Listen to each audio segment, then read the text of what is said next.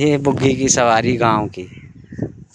देखिए कहाँ जा रहे हैं, खेतों पर जा रहे हैं और यमुना किनारे तक ले जाएंगे। इधर फिर पहुंचेंगे तपसी बंध पे। ये तपसी बंध दिखाई दे रहा है, ये देखो।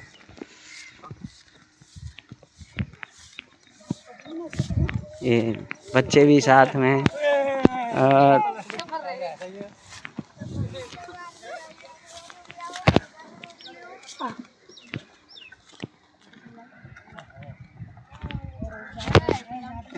ये देखिए साहब, अब खेत तक पहुंचेंगे बुग्गी लेके।